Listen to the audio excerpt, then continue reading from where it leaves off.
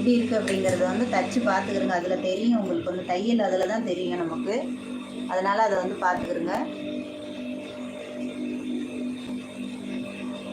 தையல் நல்லா இருக்குது. இதில் வந்து எல்லாமே கரெக்டாக கட் பண்ணி வச்சுருக்கேன். இந்த ப்ளவுஸ் வந்து நான் கட்டிங் வீடியோவும் வந்து போட்டிருக்கேன். அதில் பார்த்தா தெரியும் உங்களுக்கு. பட்டி தனியாக, கை தனியாக, கழுத்து பீஸ் தனியாக எல்லாமே நீட்டாக வந்து எல்லாம் எடுத்து வச்சுருக்கேன். அதனால் நமக்கு வந்து டக்கு டக்குன்னு வந்து தைக்கிறது தான் வேலை. பீஸ் மாத்திரம் தொலைஞ்சிடாமல் கரெக்டாக எடுத்துக்கிறோங்க. இப்போ முதல்ல வந்து ஸ்லீவ் தைச்சிருவோம்.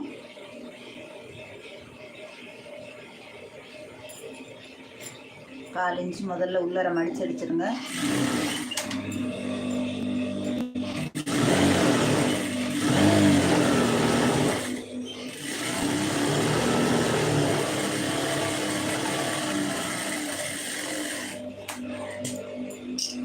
இதுக்கு வந்து ஓட்டு தையல் போட்டுக்கிறோங்க.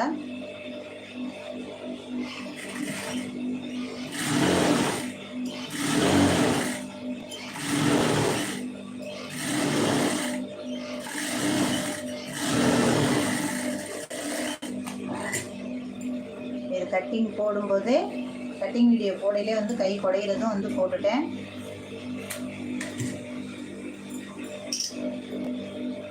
இப்போ இடுப்புக்கு வந்து நம்ம தேவையான அளவு எவ்வளோ கட் பண்ணியிருக்கோமோ அதை வந்து உள்ளர ஒரு மடிப்பு மடிச்சிருங்க. ரெண்டாவது வந்து இது அப்படியே மடிச்சுக்கிறோங்க.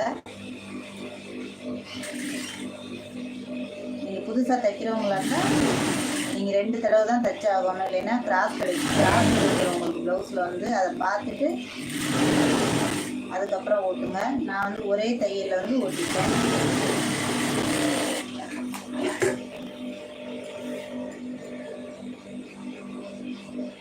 இப்போ சென்டர் பார்த்துக்கிறோங்க.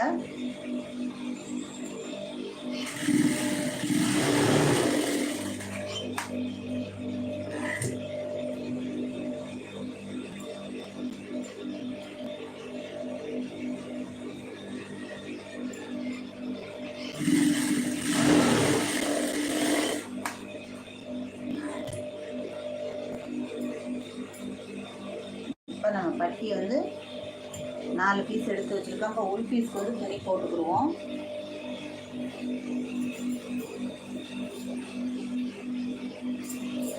கொஞ்சம் தச்சுட்டு வந்து எந்தெந்த கலரில் வந்து கிளாத் இருக்கோ அதுக்கெல்லாம் வந்து தூக்கி போட்டுறாதீங்க.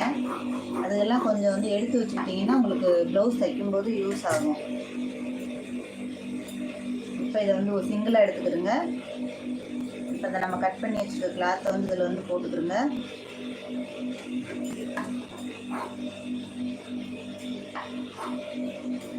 இப்போ இன்னொரு பிட்டை வந்து கரெக்டாக அளவு பார்த்துட்டு இந்த அளவுக்கு வந்து இதை வந்து இதை இப்படி போட்டுக்கிறோங்க. போட்டுக்கிட்டு இதை வந்து இதில் மடிச்சிருங்க. மடிச்சுட்டு அப்படியே பட்டியில் வந்து தையல் ஓட்டிடுங்க.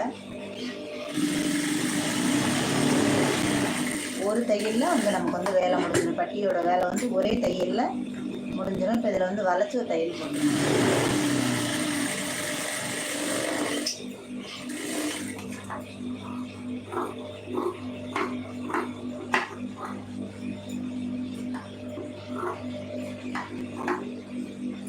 அதே மாதிரி ஒரு பட்டி காமிக்கிறேன் உங்களுக்கு.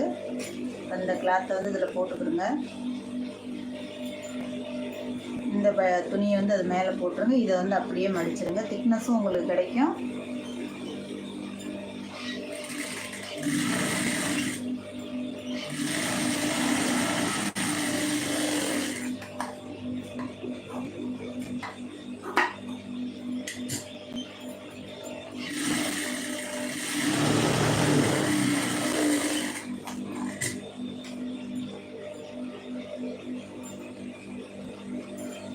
இந்த அளவு மாத்திரம் கரெக்டாக மாறிடாமல் பட்டி வந்து ஒரே மாதிரி போட்டுறணும். இப்போ ஃப்ரண்ட்டு இப்போ டாட் பிடிச்சிடலாம். அதில் வந்து கரெக்டாக சென்டர் பார்த்துக்கிறோங்க.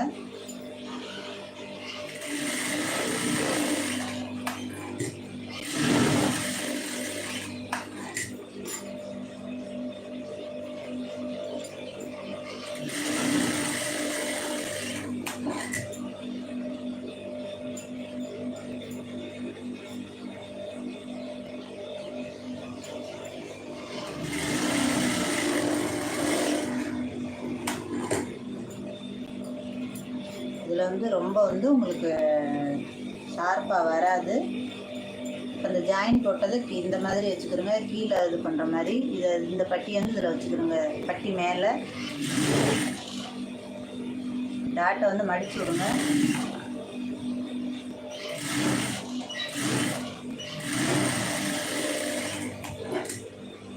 இப்போ நம்ம வந்து எக்ஸ்ட்ரா இருக்கிறத வந்து கட் பண்ணிடலாம். இப்போ இன்னொரு பீஸ் வந்து இது ஜாயின் பண்ணிடுவோம்.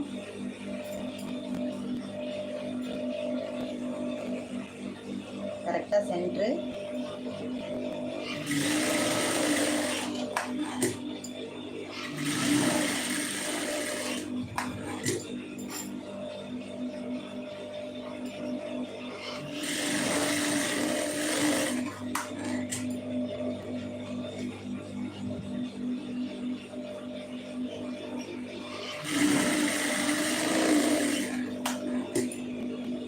மெயின் டாட்டுக்கு மாத்திரம் 2 தையல் போட்டுக்கிறோங்க.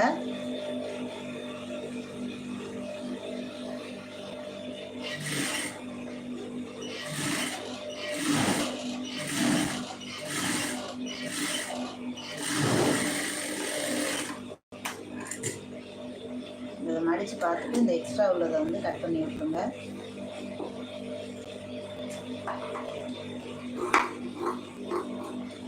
துணியை வந்து வெட்டிடாமல் இது வந்து லைட்டாக பிரிஞ்சிருச்சு.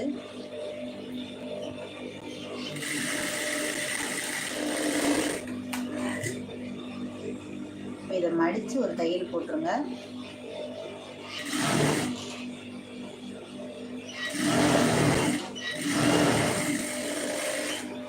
பட்டி படிமானமாக இருக்கிறதுக்கு வந்து கீழே மடித்து தையல் போடுங்க. இந்த மாதிரி கீழே வந்து மடிச்சுக்கிறோங்க.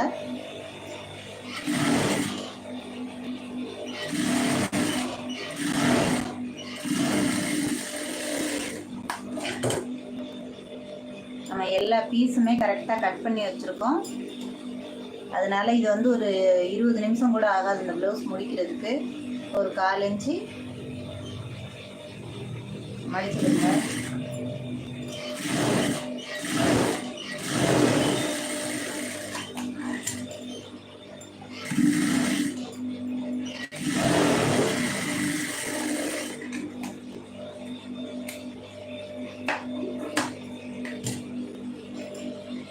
ஒரு மடிப்பு, 2வது மடிப்பு மடித்து தையல் போடுங்க. நம்ம மடித்து அந்த தையல் வந்து இந்த பக்கம் வரணும்.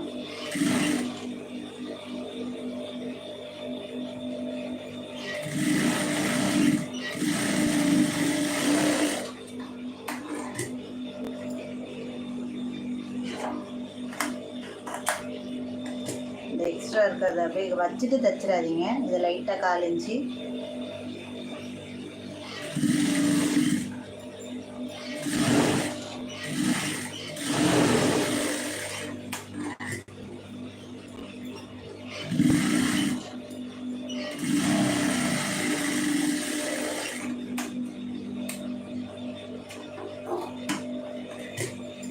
அப்படியே மடிச்சுது. அது வந்து கொக்கிக்கு வந்து ஒரு 2 மடிப்பு, வளையத்துக்கு வந்து 1 மடிப்பு.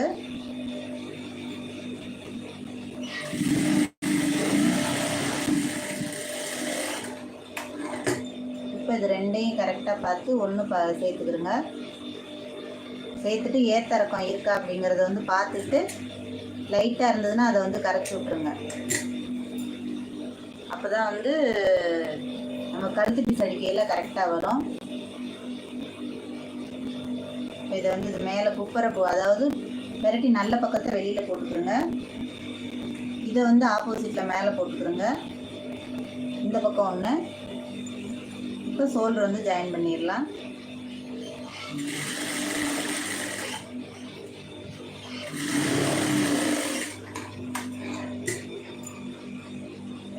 இதையும் வந்து அதே மாதிரி ஜாயின் பண்ணிடுங்க.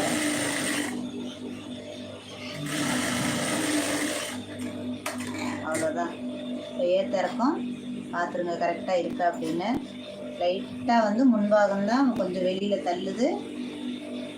ஒரு பக்கத்துக்கு மாத்திரம் அளவு கரெக்டாக இருக்குது. அதை மாத்திரம் இந்த லைட்டாக தள்ளுது பாருங்கள், அதை மட்டும் லைட்டாக கரைச்சி விடுங்க, ரொம்ப வேண்டாம். கொஞ்சமாக இந்த ஷார்ப்பாக இருக்குது பாருங்கள், அந்த இடத்த மாத்திரம் அப்படியே கரைச்சி விட்டிங்கன்னா போதும்.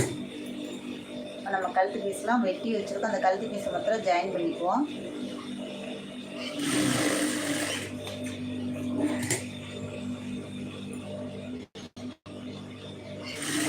அவ்வளோதான். இதில் உள்ள பீஸ் கரெக்டாக அப்படியே தனித்தனியாக நான் எடுத்து வச்சுருந்தேன். அதை கரெக்டாக ஜாயின் பண்ணுறதுக்கு கொஞ்சம் கூட இதில் வந்து துணி வந்து மிச்சமே இல்லை. இந்த மாதிரி துணி கட் பண்ணிக்கிட்டிங்கன்னா நமக்கு வந்து வேறு எதுக்கும் துணி தேடணுங்கிறது இல்லை.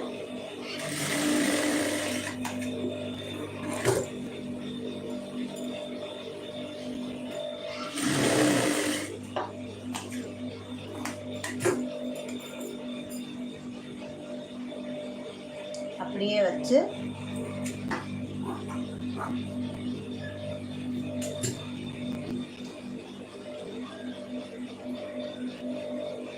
கொக்கி பக்கமாக வச்சுக்கிறோங்க. இதை வந்து 1/4 இன்ச்சு மடிச்சுக்கிறோங்க. அதை வந்து இதில் வச்சு அப்படியே தைச்சிடலாம்.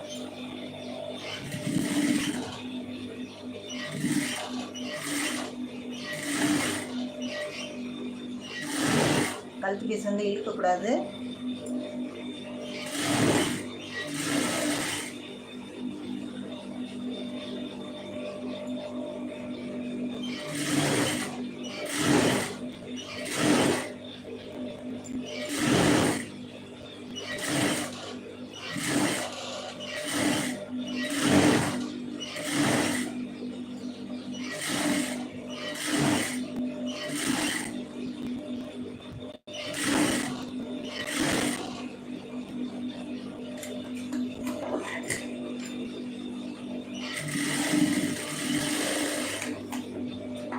பக்கத்தில் கரெக்டாக கட் பண்ணிடுங்க அந்த ரவுண்டுக்கு ஃபுல்லாக.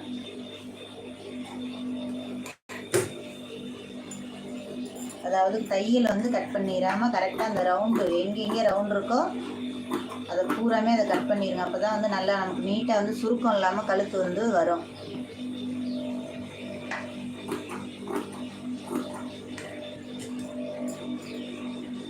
இப்போ ஒரு தையல் போட்டிருக்கோம். இப்போ பிசுறு இருக்குது பாருங்கள். இதை வந்து இந்த பக்கமாக மடிங்க. இந்த பிசுரை வந்து உள்ளுக்குள்ளே தள்ளி இந்த பீஸை வந்து மேலே மடிங்க.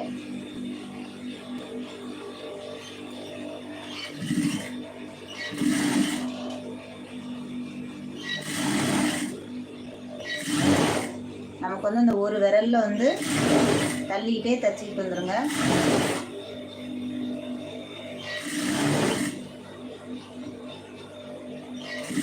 ரெண்டு பீஸையும் ஒரு பக்கமாக அடிச்சிடாதீங்க. ஒரு அப்படியே வந்து ஃபுல்லாக, அப்போ கொஞ்சம் மொத்தமாக தெரியும் உங்களுக்கு.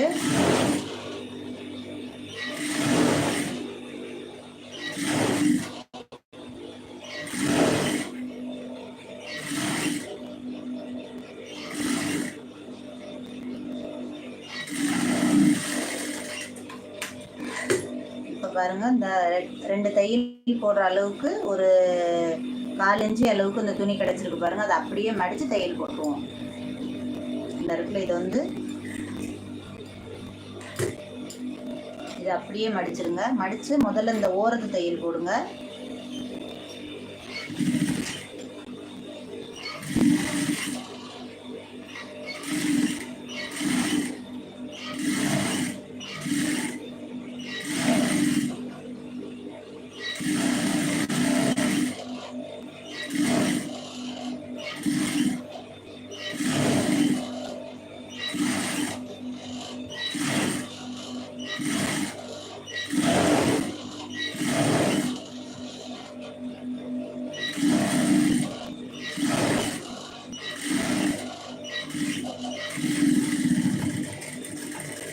அப்படியே வந்து இதை வந்து திருப்பிடுங்க.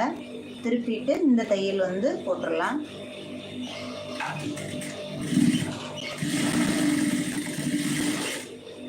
கரெக்டாக ஒட்டுல போட்டு வந்துடுங்க.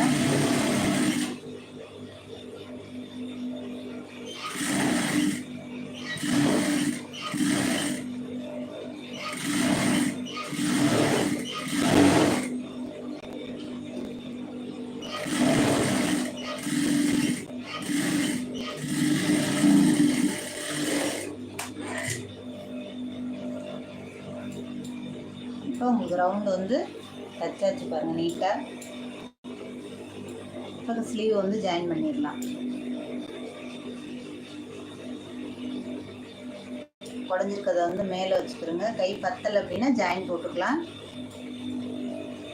லைட்டாக வருது, அது தேவையில்லை, நான் அது கரைச்சி விடுறது தான்.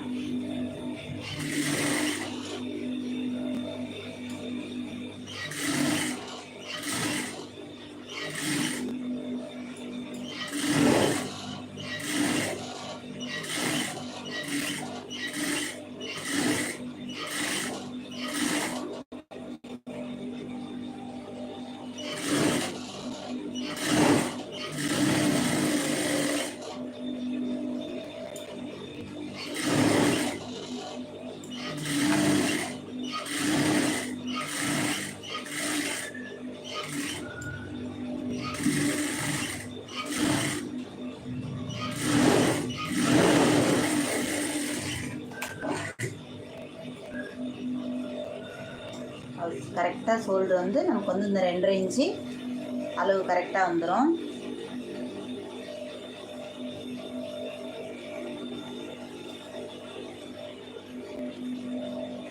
ஒரு பக்கமாக இருந்து கை ஜாயின் பண்ணி கொண்டு வாங்க, பாதியிலேருந்து ஜாயின் பண்ணாதீங்க, அப்போ தான் வந்து ஃபினிஷிங் நீட்டாக கிடைக்கும். ஷோல்டர் வந்து மாறிடாமல் ஒரே பக்கமாக ஷோல்டர் இருக்கணும்.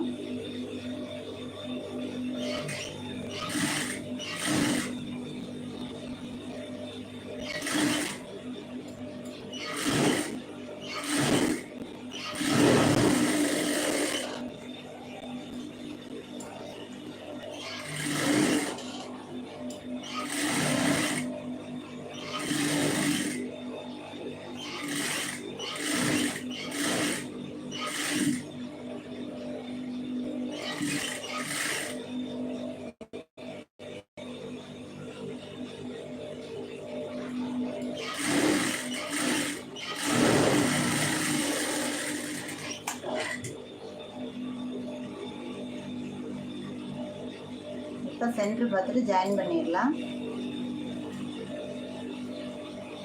கையை அளவு பார்த்துக்கிறோங்க, சென்டர் பார்த்துக்கிறோங்க.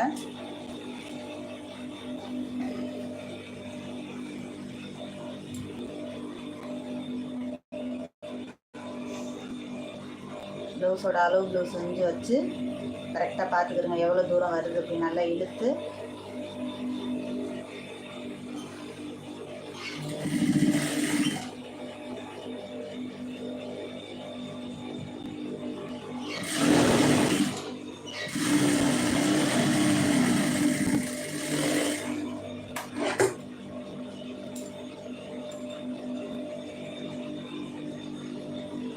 நம்ம சிசர் கட் போட்டிருக்க அந்த சென்டரை வந்து ஷோல்டரில் வந்து கரெக்டாக பார்த்துக்கிறோங்க. அப்போ தான் வந்து அளவு மாறாமல் இருக்கும், உங்களுக்கு வந்து ஆம்கோல் வந்து ஏற்ற இறக்கம் இல்லாமல் இருக்கும்.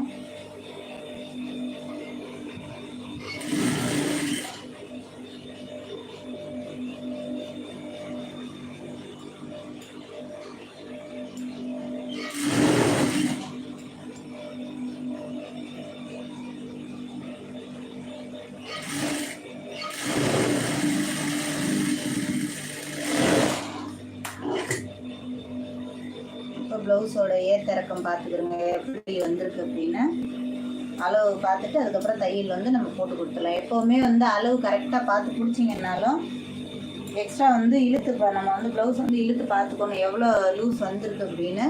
கரெக்டாக இருந்ததுன்னா அது அப்படியே வந்து தையல் போட்டு கொடுத்துடலாம்.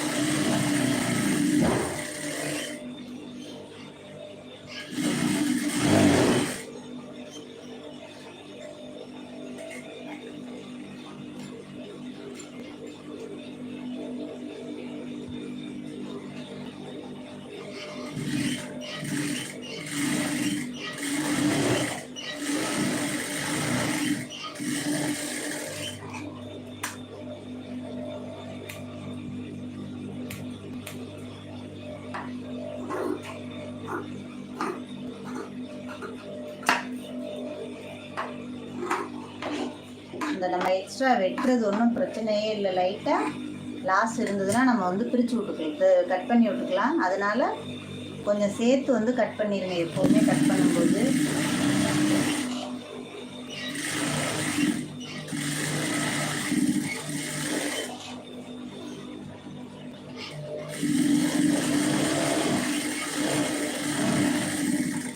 கைக்கு பத்தலைன்னா கை ஜாயின் பண்ணலாம், சைடு வந்து பத்தலைன்னா ஜாயின் பண்ண முடியாது.